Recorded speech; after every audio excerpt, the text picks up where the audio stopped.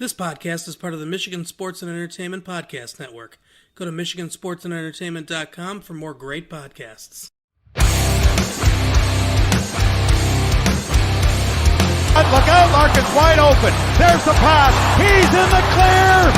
Scores! Oh, Dylan Larkin!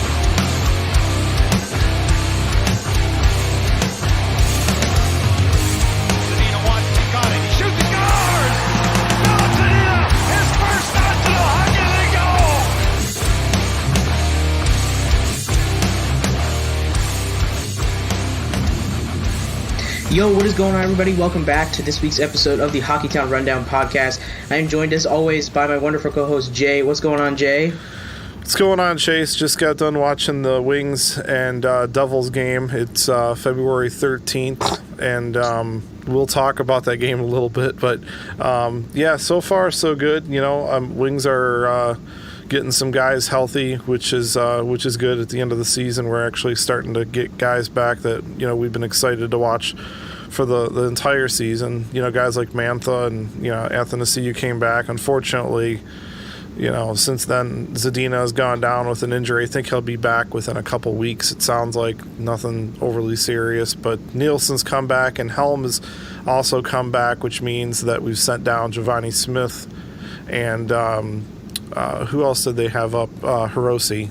Yeah, Taro Hirose. So we can talk about some of the guys that, you know, that were up with the Wings for a little bit and got sent down, and some of the guys that have since been called up. But overall, I thought the first period of the Devils game was pretty, you know, good, strong showing defensively, and then, you know, like most of the other losses we've had, things just went to shit, and you know, before you know it, it's, you know, he scores. It's just, you know, I heard like the damn horn for the New Jersey Devils like 4 times in a row and within 4 or 5 minutes, and I'm like, what is going on? Like, oh yeah, it's the 2020 Red Wings.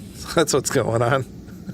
Yep, that's the unfortunate reality. We definitely do have a lot to talk about, especially with the trade deadline coming up. And like you said, there's been a lot of acquisitions kind of going up and down. So I'm excited to dive in. Like you said, you were talking about the Devils game. And again, you know, they started off strong. And, you know, and I think you've seen that a lot in some recent games. You know, they've definitely been pretty competitive early on in the first couple of periods when they play. I mean, they do tend to collapse a little bit.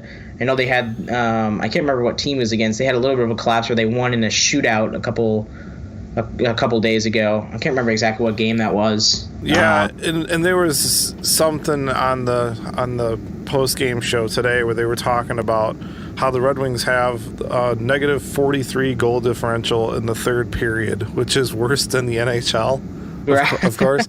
But I think they said that out of the 59 games that they've played so far, they've only had a lead going into this, I don't know if it was the third period, 12 times or something like that. I forget what it was, but it was like a ridiculously low number, which is just, you know, it just tells you what you need to know, really, is this team obviously can't stop the puck from going in the net, but, you know, right. they're very offensively challenged. And, right. You know, you can blame some of that on injuries just because of how poorly, like, just because of the lack of talent, elite talent, you know, that we've had. So if somebody like a Larkin, Bertuzzi, Mantha, you know, if one of those guys goes down, you know, it's going to be really hard. And you saw, you know, already in the few games that Mantha's played, I think he's played 2 games so far now. Yes, this is his second game. Mm-hmm. Yeah, already the difference he's made. I mean, he set up Helm in the last game with 2 goals that, I mean, never would have happened if it wasn't for Mantha just using his body. Right. And I think honestly, you know, it'd be interesting to see, you know, if Mantha would have been healthy for more of the season, if that first line, if the offense could have got a little bit more traction going, because it's pretty clear that Mantha is a line driver at this point. Mm-hmm. And I mean, you've seen Blashill do it. I mean, Helm was playing top line, you know, minutes a couple of games ago. I mean, he was starting that top line. They were throwing. I think Abdelkader was in top line at one point in like warm-ups. They had they released the the starting lineups, and they had Abdelkader in the top line. I mean, I think Blashill is really just kind of trying to throw stuff together and, see what sticks. He's doing Blashill stuff, man. He is. Yeah, it's at this point, I don't even think it's worth me ripping on him because we've done it so much already, and there's nothing that's going to come of it. He's not getting fired, at least not this season. I think he's coming back next season too. Sure. That's just my prediction. That's not what I want. We've talked about that. I mean, I'd love to see us. I think it's a good sign that Gerard Gallant hasn't been hired yet, and obviously no team is going to fire their coach at this point. Right. Unless, really, if the Red Wings are going to fire Blashill, they would have done it earlier when they had their second 9-game losing streak or whatever. They just got done with another 8-game losing streak or something, I think, or something like that. I mean, they're on a 2-game losing streak right now. And now I was worried there because we were I was wondering, man, went from 13 points behind LA to 11. I'm like, I hope we don't start winning all of a sudden. but no, and then LA's won here and there since then. But yeah, it's hard for me to really at this point go after Blashill too much right now because obviously he doesn't have much to work with. Injuries have gutted an already very talent deprived team, and so there's really not much he's going to do at this point other than just turn that line blender up to 10. And like you said, I mean, when you're putting an Abdelkader on your first line,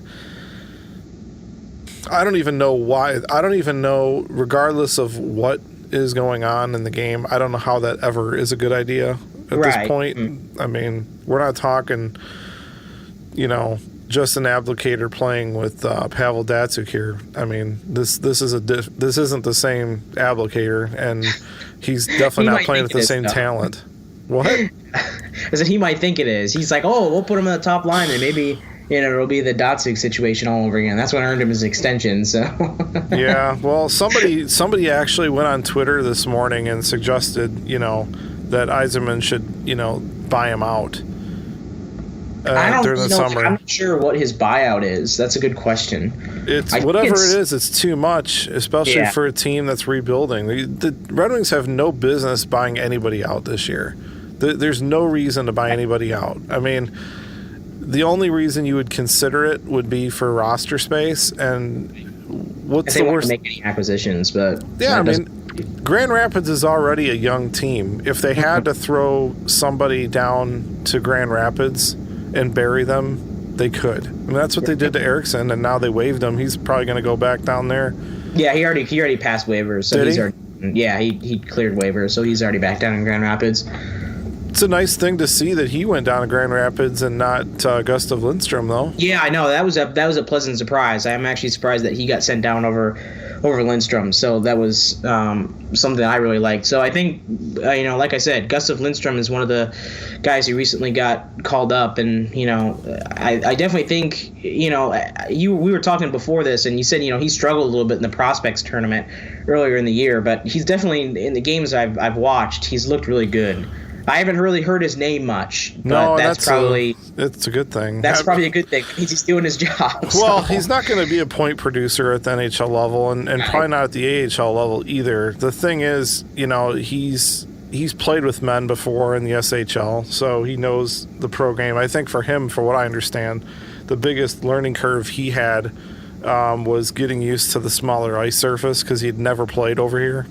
Right. Sider actually has had a much easier transition to the smaller ice surface and had said that within a couple games he already felt like it was better suited for his game.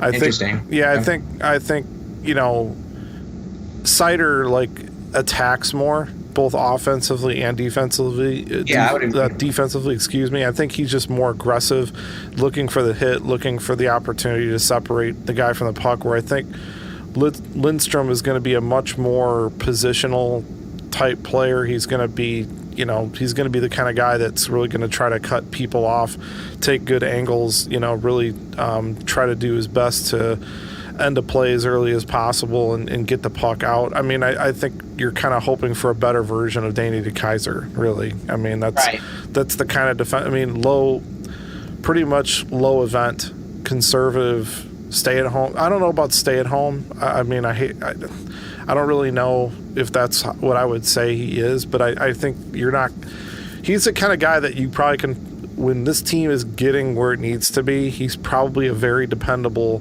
third pairing defenseman that can play the penalty kill and help out and like near the end of games. He's not the guy that you're going to put out there to drive offense, but he is the kind of guy that it looks like, if he keeps improving, can really be a good puck moving defenseman, keep the breakout going, because that's been one of the biggest things I've had a problem with this team for years, is how bad our breakout is and how sloppy it is, and just the tape to tape passes you see from other teams, and our team can't do it to save our life. Guys passing in people's feet, you see guys that are passing behind people, and so the forward has to go back and get it, completely making the whole breakout absolutely just I don't even know what the word is. It basically just makes it non-effective whatsoever. They can't get any flow going through the neutral zone and into the offensive zone, because you've got players who can skate pretty fast, but if you're passing into their feet, dude, that's the skill set we're talking about. Like, it sounds simple, but the speed of the game, it's so different than at the junior level. And when you're drafting guys, being able to draft people and put people in positions that they're going to succeed in, put guys in a position where they you're not asking them to do too much. And this team constantly just tries to make these small, fancy little passes through guys' feet and, through sticks and stuff like that, when there's a perfectly acceptable play right in front of them to get the puck out, and we seem obsessed with trying to get that perfect pass, when this team, dude, this isn't the 1997 Red Wings or 2002 Red Wings or even the 08 Red Wings, where they had a handful of guys that could make that perfect play. Right. We don't have that. I mean, you've got maybe a couple, like Mantha, Zadina, Larkin. I don't know that I would put Bertuzzi in that. Really, I think he's more of he's obviously a very good player for us, but I mean, as far as elite skill set, I mean, you've probably got about 3 guys on this team that can make some of those nifty little passes that way too many other guys on the team try to make. Mm-hmm. That's what I see, and I have a hard time watching consistently, just because it's so frustrating to watch, and it's kind of like you find other ways to spend your time. So I probably haven't been the greatest fan over the last 2 months, but what I have seen is much of the same. I haven't seen any improvement at all. Right.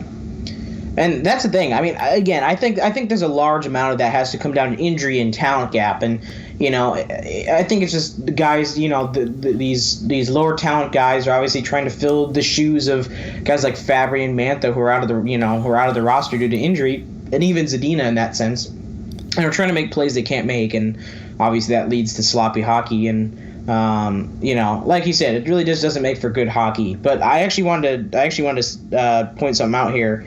I guess on the topic of not being a very good fan, but I was looking up ESPN's like attendance, because when you look at Detroit's crowd, it doesn't really look like they are drawing big crowds, especially when they're at Little Caesars Arena. Detroit actually ranks 6th in home attendance this season among all NHL teams.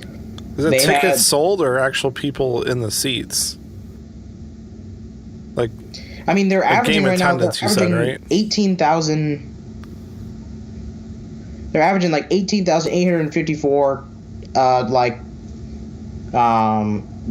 people per game, which I guess is I think it's 96% of all the tickets sold. They rank behind Chicago, Montreal, Dallas, Toronto, and Tampa Bay. are the other teams. And I've seen they were actually top 5 before. They were the fifth team before, and then Dallas shot up. They've seen a big spike in attendance since like the middle of the season. They're up to like 20,000 average fans per game, which is really good. I mean, they're getting. I mean, I'm just surprised at the fact that there's still so many people going to the games. Well, they're also giving a lot of tickets away and running a lot of deals, and I mean, there's a lot. Sure. There's a lot of promotions going on right now. Right. I mean, dude. I mean, you weren't around then, but when I went to games when I was a kid, back like when the team was just as bad. I think the worst team in history for the Red Wings is like the 84-85 Red Wings. Yeah, I mean, they were horrible, and I think they had well over 100, like negative 100 goal differential or something. Mm-hmm. Very, very bad team. But my dad used to take me to games, and I would sit in the nosebleeds and my dad would get free tickets, and we'd go watch them play the Islanders, and they get their ass whooped. And they give away a free car every game to get people in the door.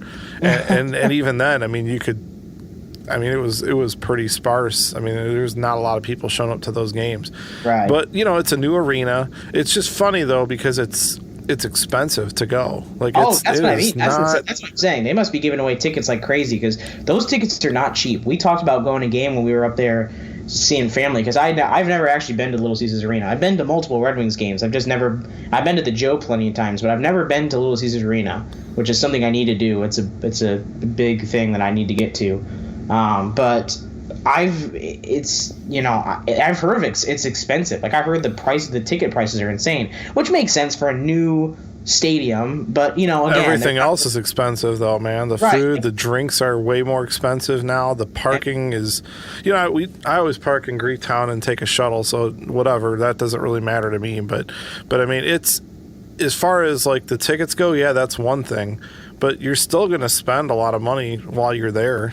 Yeah, for sure. I mean, when we went to the Hurricanes game earlier this season, I mean, the concession price, I don't know what they're like at Little Caesars Arena, but the concessions were ridiculous at PNC in Raleigh, which is, I mean, it's still a fairly new stadium. Obviously, they're a newer franchise, so it makes sense that they're, and that's what it is. I mean, you're seeing a lot of these teams with newer stadiums. Obviously, you have to pay off the stadium somehow, so the tickets and the food and stuff like that is going to be really expensive. I mean, that's just kind of what it is. You pay a premium when you go to these games. It's whatever, unfortunately. But I'm just surprised still. They must be giving away a lot of tickets, because I'm just surprised the amount that they charge for stuff there. And just that their attendance is still so high that it still ranks in the top 10 in the league. I think the Yzerman factor has something to do with it. I mean, it's kind of hard. It's kind of hard to say, your GM is the reason you go to games, but I think the sense of hope. I mean, I think if Holland was still running the team, I think it would be. I don't know that we would have the attendance. I think first year Yzerman's back, people want to see, some of these young players that we have. Zadina being up helps, but I mean, there's a big talent deficit on this club, and they've got a lot of the guys that would be in that like premium tier, but they don't really have anybody in that elite tier. I think the only guy that really fits in that elite tier, in my opinion, is turning into an elite player is Mantha. I think that I think we have a bona fide number one center in Larkin. I'm not going to say he's as good as, all the other number one centers out there, because there's some really good ones, but, he's definitely in that, he's definitely, we found our number one center, right? If we can get another one and it bumps him down to 2, amazing. But, I mean, that's a hard thing to find. And you've got that, because Larkin has taken his game up to another level from an all-around standpoint. He's not putting up the points so much as he did last year, but watching him play, I mean, he made a great play the other game against Buffalo where he went into the boards and, was able to, see a play happening behind his back, get to the boards first, fight somebody off, get the puck in front of the net and get an assist on a goal. I mean, that's the kind of stuff that he wasn't able to do a couple years ago. Right. So I think I think there's hope there. You know, Mantha, the guy is a monster. He's big. If he can stay healthy, I mean, the guy's like a better than a point per player game right now in the NHL. I think we're starting to see the Anthony Mantha that we all hoped we would get when we drafted him. Mm-hmm. You know, so they have some pieces, but they don't have the elite, like, we don't know exactly what Zadina is going to end up being like, but we don't have, we need that, you know, Pasternak, you know, we need that, that type of guy that just dominates, you know, right. And we don't have that. Yeah, because I mean, my view of it, I mean, I think Detroit's first line. I mean, if theoretically, if you're taking Mantha, Larkin, and Bertuzzi, they're a bottom tier first line on most team. I would say like a high end tier, like high end second line, like on some teams, and then on other teams, I think they're like more of like a low end first line team. You know what I mean? Like I wouldn't necessarily say they would start, you know, as a first line on every single team. You know, so I still think, like you mentioned, you know, I think the Red Wings still need their Pasternak, and they need their Steven Stamkos, or their Nikita Kucherov, I should say, rather. You know, they're that sort of game changing player. You know, that elite talent that, you know, elevates the team to the next level, who can just carry the team. And whether that's a guy like, Lafreniere or Quentin Byfield or whoever else, I mean, whoever the Red Wings end up getting, you know, I do think they need that next step of generational talent. And I think, you know, you just really don't see that. Again, I think the number one thing we look at is just the talent gap. I mean, when you play teams, when the Red Wings beat the Bruins the other night, I mean, I don't know what it is. Whenever the Red Wings play the Bruins, they play their best hockey for some reason. And Boston probably plays their worst. Right. I mean, Boston didn't play a bad game necessarily, but, you know, the first thing that Mike Milbury and them were talking was like, well, Boston played, or who was it? Was it Pierre McGuire, or is it Milbury? Oh, well, they played last night, you know. So yeah, they played like 2 nights in a row or whatever. I'm like, you know, get off of it. You're playing the worst team in the league in your division. A team you hate. You know that, you know, come on. Like, give me a break. Yeah, I was saying, when they beat you in previous, you know, they beat you in like what? They beat the 6 times now. Yeah, like 6 times. I mean, come on. I mean, it's ridiculous. They've already beat them. So they've already beat them before early the season. There's no way you're going to use, oh, they played the night before. Like, that's not a valid. I mean, you know, I don't know why. Just let the Wings have the win. I really Isn't it funny though? 2 teams that we could not beat a couple years ago, we can't lose to them now in Montreal and Boston. Yeah. Right. I still don't understand that. That's so funny to me. But yeah, I mean, like I said, I'm not sure if anyone plays fantasy hockey. I have David Pasternak on my fantasy team, and he's incredible. I mean, I think he scored a hat trick the other night, if I'm not mistaken. And I mean, did it again. Dude, what? Yeah, I mean, he just recently did. I can't remember. Is it 2? Is it 2 straight now? Did he just get another one? I just saw something. I mean, I think you're right. I think it was. I'm thinking it was yesterday's game. I think it was yesterday's game. Yeah. Yep. They won 4-1 over the Canadians, and he scored a hat trick. Yeah. So I was like, you know. And that's the guy that a lot of people compared Zadina to. So, right. You know, hell, if that's what he turns into, then we're in really good shape. I was going to say, we're in amazing shape, right? You know, but I mean, look, Zadina's obviously made a big impact. When he's been out there, he's looked really good. I think he's going to just continue to get better and better. Mantha, we've seen, you know, the growth. And honestly, when Mantha's out there, he's noticeable. I mean, he's big. Guys can't separate him off the puck. If he can just stay healthy, dude, that guy is going to be a 40-goal scorer. Right. There's no doubt in my mind. I mean, he is a legitimate 80-point guy if he's healthy. You can see it for sure. And that's the thing. I didn't realize his injury was as bad as it was. I think he said he suffered a punctured lung, I think, or something like that. It was ridiculous. And you can't play until that's fully healed. Oh yeah, no, you're not playing until that's fully healed, right? I mean, that's you got to be able to breathe on the ice, dude. I mean, that's come on, you know. Right. He just needs to stop fighting, dude. Seriously. Yeah, no, he needs to stop fighting. He almost got in another one. He almost got into one against Buffalo in his first game back. I was like, let's not do that. It's your first game back from injury, and let's not get into a fight. Yeah, it's just hard when you're that kind of a player, and they want him to be engaged and be physical, and then to just be like, okay, I'm not going to go in that corner. It's like, no, just stay out of the like after the whistle bullshit. Just stay out of stay out of that, dude. Because that's the thing, is as big as he is and as tough as he can be, dude. It's like, no, man, he's not injury prone. Like, I know some people have said that, but like, look at how he's hurt himself. Yeah, he's broken his hand twice from fights. He had the injury with the punctured lung. I mean, what was the injury he had earlier this year? The first stretch of games he was out for. I think it was it was a lower body, I think. I don't remember exactly what it was. Yeah, I don't know either, but I mean, the thing is, he is I think, as far as raw talent goes, I think he's our most talented player. I completely agree. Yeah, no, I completely agree. And that's, and that's the thing. I don't know. Speaking of injury, I want to bring this up really quick. I'm not sure. Did you see the Perlini? What he looked like? That was brutal, man. Yeah, the stitches like all the way up his nose, and it was almost like in his nose he had stitches. I was like, that scared me. I was like, holy cow! I thought he was about to lose an eye or something after that. I was like, holy crap! It was pretty scary. He has like a scratch above his eye, and then it comes down from his nose like into his nostril. It's like a damn Halloween mask he was wearing today. Right. It was pretty crazy looking. He's thankfully he's okay, and he actually just scored a goal not that long ago. Yeah, he scored his first goal, I think, with the Red Wings. It was the game before, I think. It was either the game before or 2 games before. I think it was it was before the Buffalo game. It was before Mantha came back. I remember that. I think it was the game before Buffalo where he scored. Yeah. Was it against the Bruins?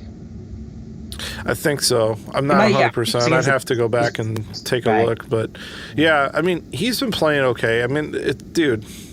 He hasn't been Fabry level in terms of, trade value. But I think he's been playing okay.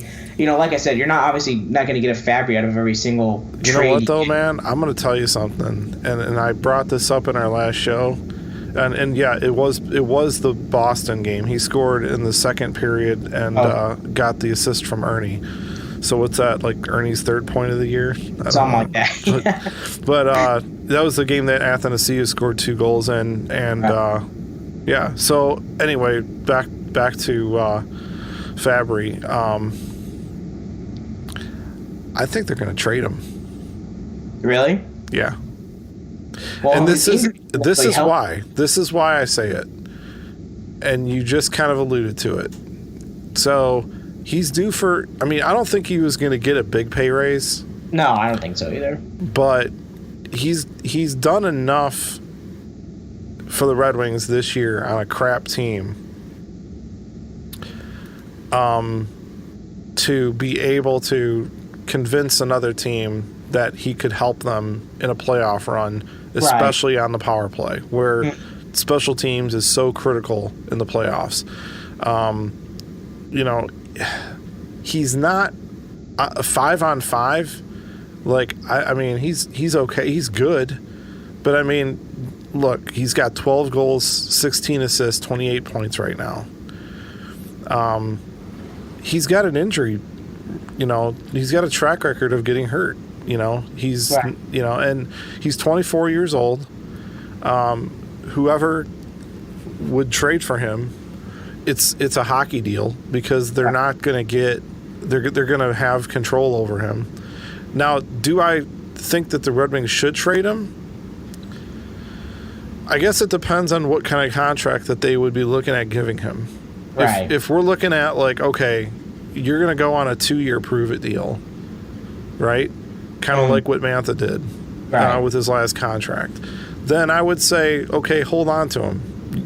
Maybe you can continue to raise his value, and then maybe during the summer, there's an even better, maybe the following year because this team's not going to be good next year either. So, so maybe better. Yeah, I mean, you hope they'd be better because this is pretty brutal, right? Right. But the thing is, you got to look at what Yzerman was saying. Like, he wants to get as many draft picks as possible. Right. The traditional way of doing that is to trade your UFAs. And really, who are they going to trade? What UFAs do they have that other teams want. Green just coming back from an injury, and he is not the same Mike Green, but apparently some teams still think that he could help them. Daly asked to be traded, but who the hell wants him?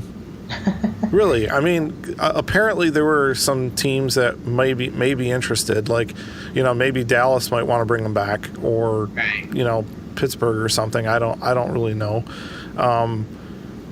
Nobody's trading for Howard. I mean, even though he's been better since he came back from injury. Well, I think, honestly, the move that I think they're going to, if anything, if the Red Wings are going to move a goalie, I think it'll be Bernier. The way Bernier has been playing, spectacular. Oh, dude, he's been the best player for the Red Wings all season, apart from when Mantha has been in. And I don't know. That's a lofty statement. Maybe I'm going to backtrack. He's definitely been the best of the two goalies.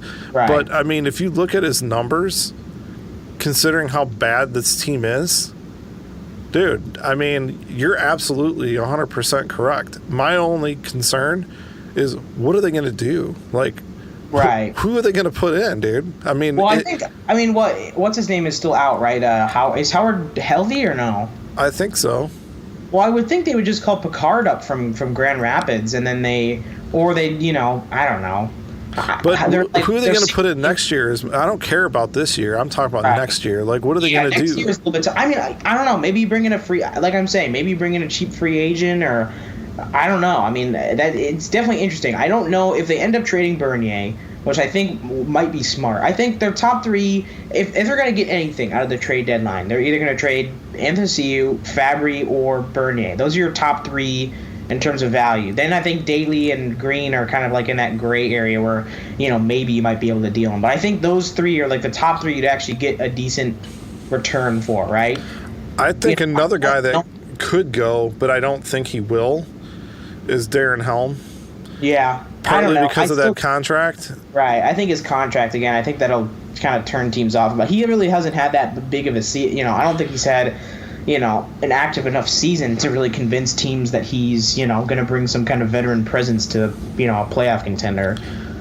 Well, he's strong enough in the face-off circle, and as a defensive-minded player, could play on a fourth-line energy, depth type guy. The thing is a team going to want to pay? What does he make? $3 million? Something like that. Yeah, it's like that's a lot of money for a guy like that. So I mean, maybe Steve Yzerman needs to get Ken Holland on speed dial and see if he wants to bring back one of his favorite players. I don't know. He traded Jacob De La Rose for Robbie Fabry. So honestly, I don't know. I think Yzerman could definitely work his magic and make a pretty big steal. I'm pretty confident that he could, if he was going to make a move at the deadline, I definitely think the Red Wings could be stellars. He definitely has the capability to do it. I would like to see Steve Yzerman call up Ken Holland and say, hey, Ken, Athanasiou for Evan Bouchard. Let's make this happen, Right. I mean, they just signed Darnell Nurse to an extension. He's been out there signing extensions. He re-signed Cassian or whatever. You know, I mean, he's doing Ken Holland things over there. So, I don't know. Yeah. I mean, that's the thing is, you almost have to think that that's the first candidate to get Athanasiou is Edmonton. Calgary's been sniffing around.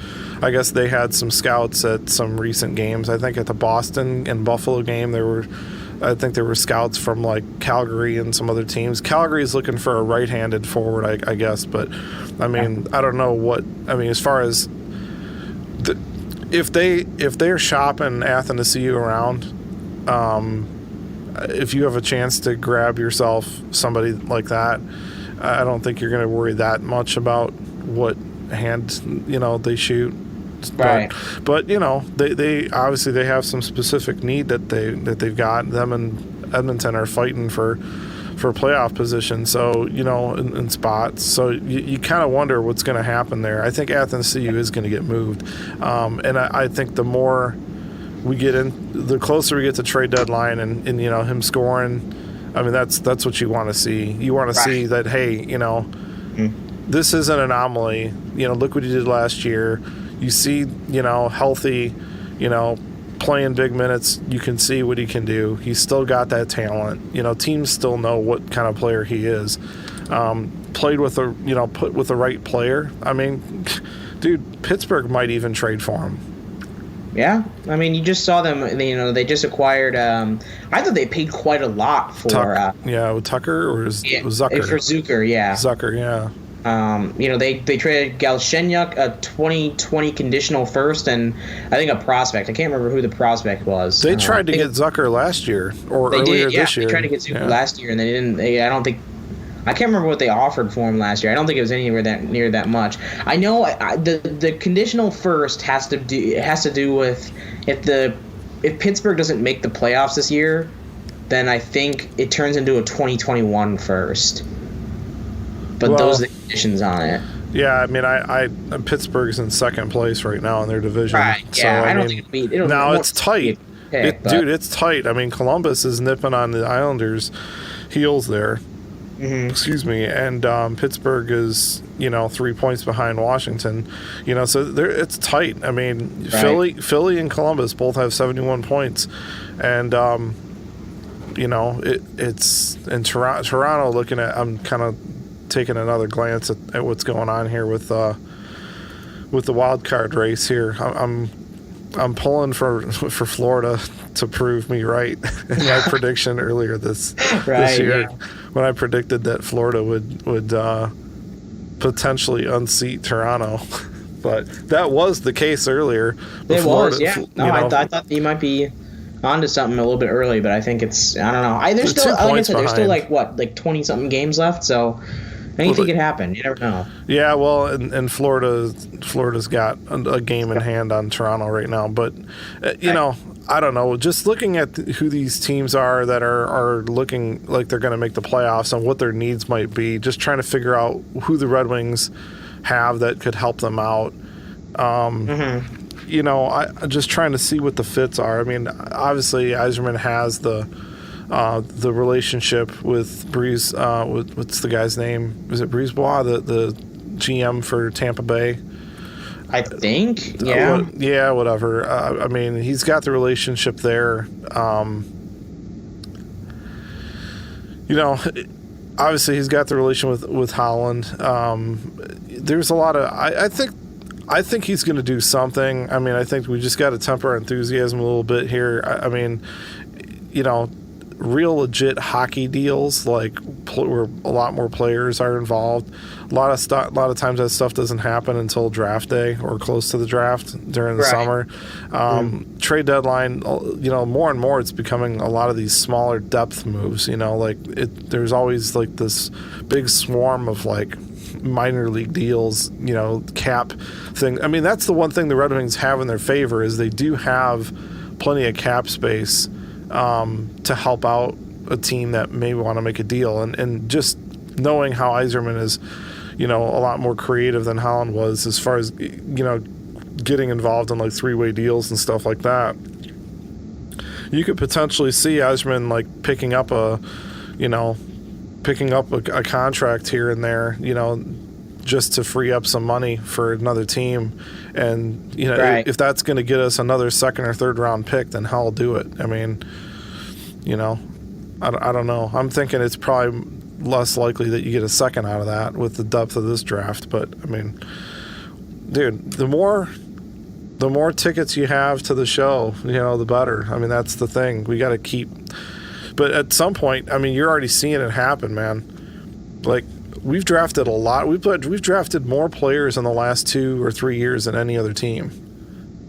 And you've already seen Yzerman start to like make some decisions on players that aren't going to be here anymore. Like, you've already seen, you saw David Pope get moved earlier for pretty much nothing. The whole thing with I forget who they moved out to bring in Comrie, the goaltender. But when they let him go, Saarijarvi? Yep. Yeah, no. Saarijarvi, yeah, I think. Saarijarvi. Yeah, he wasn't working out. He pretty much, wasn't going to make the team. They traded him for the goaltender who they had no problem, and it was it was so weird how upfront they were about, like, hey, we knew there was a risk we were going to lose this guy if we put him on waivers, and we were comfortable with that. Right. It's like, okay. So that got rid of another contract. So they've started moving out some of these contracts because, I mean, they're going to keep bringing in more players. So there's other players they're going to have to start making decisions on. You know, I mean, you know, I don't know. It's going to be interesting. I mean, I'd love to see them find a way to get another first-round pick. I mean, if there'd be a way for them to get a first-rounder for Athens to CU, that would be great. That would be great. Yeah, right. I mean, look at what Ottawa's doing. I mean, they're going to have 2 cracks at Lafreniere. Yeah, right. I mean, if only the Red Wings could do that, that'd be really nice. I ran Tankathon like 5 or 6 times in a row today, and it was so funny that whether it was their main pick or their second pick, they ended up with Stützle like 4 times. I was just like it's almost like fate that somehow he's going to end up with Ottawa, as long as they don't get Lafreniere. I was gonna say, as long as they don't get Lafreniere, I don't care. Well, why don't we do that? Let's run a Tankathon. Let's see what we get. Yeah, let me run one myself. Hang on. Okay. Because these are always fun, and well, I always seem to get really unlucky whenever we do these. Well, I just got lucky. Did you? Yep. Did you just win the lottery? I did. We got Lafreniere. Buffalo gets Quentin Byfield. They move up 7 spots. And then LA with Tim Stützle at number 3. And then Ottawa moves down a spot to get Lucas Raymond. Again, like I said, I'm unlucky. The Red Wings fell to 4 and took Raymond. And it has Ottawa they picked 6th and 7th. They got Holtz and Perfetti in this one. The Rangers won Lafreniere, and then the Devils got Byfield. They've been winning. They're 20 points ahead of us right now. Yeah. In the standings, which is crazy. But I mean, yeah, I mean, us getting Lafreniere definitely will I would say shorten the rebuild a little bit. For sure. But right. I mean, looking at the list of the mock draft that they have, I still think there's some funny, like I would not put Cole Perfetti above Marco Rossi. I mean, honestly, if we get down to 4, I mean, Marco Rossi's tearing it up in the OHL right now, man. Yeah. I mean, now the only concern with him is he's smaller. He's 5'9", but Yzerman's not afraid of that, you know. But he looks damn good. I mean, damn good. Speaking of damn good, I just want to talk about, you know, I just want to bring up Seider for a second, because I was watching the Griffins game. I was streaming it, and that they had that series against the Stars. He was going into it with Fellhaber from the Stars, from, I guess it's the Texas Stars, I guess is what they're called. Yeah, I think so. And it was like, you know, they had a whole thing. He was chirping it up. I mean, he had a big hit, you know. I think they both ended up getting a minor penalty for it, which was silly. I don't know what Seider did necessarily to get a minor penalty for that, but, you know, I was just like, I've been loving the way he's been playing. I mean, he's just his physicality and stuff too. I mean, the video I'm watching right now, it was from it was Turner Elson, I think, who was got in a fight with Fellhaber and gave him a good rocking too. I just, you know, like I said, Seider wanted a piece of him that first game. I remember, I don't think they played very well against the Star. I think they won they lost the first game and then won the second one pretty handily. But I think he's going to be one of those guys that's just going to be a lot of fun to watch. And, you know, he's got so much enthusiasm and charisma. Right. You know, he's the kind of guy that I think, you know, the whole locker room just, you know, will benefit from him being, you know, in there. And I'm not usually like all big on, this guy's great for the locker room. You know, I'm sure Darren Holmes great for the locker room too, but, you know, whatever. I mean, but I think he has that youthful energy and like, you know, desire to lead. Like he's a leader, you know, he's the kind of guy that I think, you know, future assistant captain probably, you know. So I mean that's ways away, but I mean I think we see him in Detroit for a good portion of the year. I don't know that he'll start the year in Detroit. That would be awesome, but I'm not 100% sold on it. And that's not because I think he's not good enough to. It's just I don't know that that's what they're gonna. I don't know if they're gonna do that. I know what you mean. But like I said, I've loved the way he's been playing. I think, you know, we were talking about it beforehand. You know, a lot of people were kind of surprised that Seider was the one who ended up staying down, and Gustav Lindstrom got called up. By the way, I love the calling up of Gustav Lindstrom. Don't get me wrong. I really do like Gustav Lindstrom. He's been playing really well. But again, I think a lot of people do want to see Seider at some point, you know, and I'm excited. I'm looking forward to his eventual NHL debut. But I really do think they made the good call. I think, you know, they were talking to Jeff Blashill and Steve Eisman. I think they're just letting him develop. It was an article by Helene St. James. She did a pretty good interview with Blashill and Yzerman. They were just talking about how he's been playing really well in the AHL. You know, he's a first-year pro. They're going to let him develop and do his thing. And I think, you know, I think Blashill said there was a handful of guys they were looking to take from, and Gustav Lindstrom was, you know, the best of the pack that they were looking at. I don't think Seider was necessarily included. I think they were looking at a group of other defensemen, and Lindstrom was the one who was the best of that bunch. And he had been playing well. He struggled a little bit early on with Grand Rapids this season, but he's definitely, you know, picked it up in the second half, and he's looked good so far with the Red Wings. So, you know, I don't have any complaints there. But again, I think there were still a couple of people who were scratching their head over why they didn't see a Seider call up. But again, I think they made the right choice. Yeah, I mean, it's one of those things where it's like, what's best for that individual player? Right, know? exactly. I mean, Gustav Lindstrom's played with men. He's played in a pro league already, you know. I mean, he's 20 years old. You know, I mean, you're talking about, you know, Moritz Seider is 18. Yeah, he's 18. Or he might have just turned 19. He's 18, 19, borderline, whatever that is. He's basically my age. according to Hockey DB right now, he's 18 years old. 18? Okay. So maybe so I'm a little bit older than him then, but 6'4", 207 pounds. He's already a man. You know, he's already in a man's body. He's got to put some more. I think he's got to put some more meat on his bones to do what he's doing at the NHL level. But again, he's 18 years old. He's got exactly, dude. He's got time, man. And there's no reason, dude. This team is shit. They're horrible. Right. Okay, there's no reason to rush him right now. You know, let him get all this confidence. Let him, you know, feel good about himself. Let him, you know, Grand Rapids is. I'm not sure where they are in the standings right now, but you know, it'd be great to get him into a playoff series. Right. You know? I don't think there's any reason to be, you know. I can understand why people want to see him play for the Red Wings. Absolutely, right. Because it's not like you can really easily find a way to watch him play for Grand Rapids, you know? I know, yeah, it is tough. I mean, even for me, I find it difficult to stream the games. You know, I'm going on all sorts of bootleg sites to try to watch the games.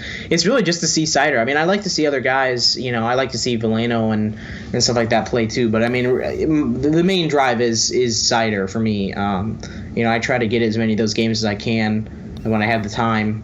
Yeah, I mean... the Griffins are fun to watch, honestly. They really are. I enjoy watching the Griffins games. Yeah. And we went down there. I went down there and watched them. We took the kids down and saw a game earlier. It was a lot of fun. I mean, right now they're in 8th place. They're tied, you know, with Rockford. So, I mean, you know, you hope they get in the playoffs. I mean, there's a pretty fierce race going on for that last position. You know, I mean, between them and Rockford, San Diego, Texas, they're all within a point of each other. So it's definitely, you know, it's definitely going to be a challenge for them. But, you know, they built the team differently this year. The team was built with a lot of, you know, young players versus a veteran-laden team, which, you know, when you're building up your AHL team, you know, you're really not worried so much about winning Calder championships, or is that the Calder Cup? It's Calder Cup, yep. Yeah, I don't think you're as worried about that as you are developing your players, and that's the thing is, Sider pretty much, is now putting some points up, I mean, he's never going to be like a big time point producer in the NHL. I think he has a potential to, but he's going to be like, to me, he's going to be like a Suter. He's going to just eat up a shit ton of minutes. He's going to play in all situations. He's going to be the guy, that, you're already seeing Hronek play a lot of minutes because he kind of has to, but I think Sider is going to be the guy that gets a lot of those minutes. It's refreshing. It's good to see that the Wings finally have that defenseman of the future first pairing guy. And I think right now you're looking at a defense that has potentially Sider, Hronek, Lindstrom, DeKaiser. So that's 4. And then, they're going to have to make some decisions on guys like Madison Bowie. Do they hold on to him? They've got other. Right? What's that? He's an RFA, right? This upcoming season? Yeah, I think so. I think him, it's like him, Anthony Ciu, Bertuzzi, and Mantha are all RFAs this offseason. So is Perlini and Fabry. Right, yeah. So they've got some decision making to do. And is Ernie? Or is Ernie two? Yes, I think Ernie is also. No, did he sign a 2-year deal? Well, they just traded for him. Oh, they right? traded him. Yeah, so he might be an RFA. I've also been hearing that there were rumors around the fact that they might trade Svechnikov at the deadline, which is kind of interesting. He's been playing pretty well in Grand Rapids too. He sort of found his spark again, and they might be able to get something for him. But I don't know. It'll be interesting. Yeah, there's definitely some movements that can be made here. I hope people don't get their hopes up that all of a sudden he's going to start wheeling and dealing like crazy. I mean, this year was always about observing what they have, right, and him getting opportunity to see what they have. And he's made some small moves here and there. There's a rumor that the Wings are close to signing some other Swedish player or something. I don't know if you've seen it. I think he's a center, a big guy. I think I saw that. Yeah, I don't know. I saw about it, but I don't know if I ever saw any official signing. No, I don't think he's signed yet, but apparently that they've been rumored. So we'll see. I mean, we've got 23 games left. Yeah, 23 games. So I mean, trade deadline is February 24th, I think.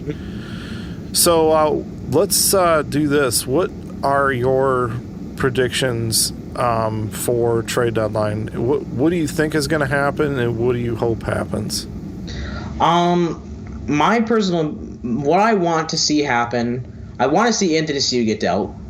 I feel like that's my number one thing. I do want to see Anthony Ciu get dealt, and honestly, I don't really want to see Bernier dealt, simply because I just don't know what their goaltending situation would be like next season. I'm not really sure what would happen there. But I think what I would want realistically, based on a return, I think they would get the most if they traded Anthony Ciu and Bernier. What I think will happen, I think Anthony Ciu will be the only one who's moved. I think it would, in terms of order of what the probability, I think Anthony Ciu, and then I think Fabry, and then Bernier. I don't want to see Fabry move. That's the thing. I know that I think they could get decent picks for him. I don't necessarily know what their long-term plans are. I think they definitely could get a decent haul if, depending on what they decide to do with them. But I don't know. I'm still kind of up in the air on the whole Fabry situation. So I think, if anything, the one player I just want to see dealt is Anthony Ciu. It's nothing against him per se. I don't dislike Anthony Ciu. I don't know. It's just one of those things where I feel like the rumors have been surrounding it for the longest time, and I think it's just finally his time to, see his way out. And I think if they can get a good return for him, I think absolutely they're pulling the trigger on that. I don't know how crazy they're shopping him, but I really do hope they at least make one trade. That is my one hope, I would say, is the fact that I want to see them trade at least one player. What about you? I think Athanasiou is going to get moved. I think he's going to get moved because someone's going to have the ability to get him and then be able to sign him. Right. And I don't think Yzerman wants to deal with the contract issue with him again. I don't think Yzerman feels strongly enough about his overall play to give him the raise that his agent is going to be pushing hard for. And I think the contract has a lot to do with it. I think, I don't think he brings enough to the table to justify the type of money he wants to make, and let some other team deal with that. So I think Yzerman's going to move him. I think Fabry is a guy that could get moved, and I'm not saying I hope it does, but I think he could take advantage of. He could very well take a fourth line player and turn it into a second round pick. Right, I think so too. Now, I don't think Fabry's worth the first, but I mean, he definitely, he's young, he can help somebody out, but he can help the Red Wings out. My only concern with Fabry is his injury history, and I don't think 5-on-5 he's the strongest player. I mean, I think, on a bad team, playing a lot of minutes, he's looked better than what we've had, but when it's all said and done, I really don't know what to think about him. Bernier, I don't think is getting moved because I don't know what team needs him right now. I mean, maybe you would know. I don't really know what the goaltending. I mean, there could be an injury that happens between now and then, but I don't really know of a playoff team that is going to want to pay up what it would, to me, take to be worth to move him. I mean, I'm not trading Bernier for a third round pick. Right, I know what you mean. What I hope happens though is I hope we find a way to get like another pick or two by taking on a contract that is like just for the rest of the year, or maybe a player that you don't care too much about that we get a pick for, that maybe he's on the contract, maybe he's on the team for next year, and that's it. I would like to see Yzerman get a little bit creative, find like a 3-way deal, or find a way to take advantage of another team's cap issue and capitalize on it and add more picks. That's what I'd like to see. No, I completely agree. That's definitely something I'd want to see out of that too. I definitely just want to see them be, whether they buy in that sense or they, I just want to see them get some more acquisitions. I know Yzerman's very serious about, picking up some more of those picks and getting as many, draft selections as possible. So I think we'll definitely see some action. At least I'm hoping. I think that's the goal. But we'll have to see if our predictions are right. Like I said, we'll probably be back, just after the deadline, and we'll, see if our predictions were correct. And see if we got our wishes. But I think with that, we're going to wrap up this week's episode. I think there was a lot to talk about. Was there anything else you wanted to get in before we go? No, man. I think that's it. We'll talk to everybody after the trade deadline and cover what happened and cover what we did and what if there were any other big moves that happened, we can cover that too. Right. All right, and with that, I'm going to say thank you for listening to everyone who's tuning in to our podcast this week. Be sure to follow us on Twitter at Hockeytown Rundown, or try and stay active on there, tweeting out at all the games. Come interact with us. We'd love to hear any kind of feedback you guys have. And with that, we're going to sign off for the week. Peace out, guys. Have a good one.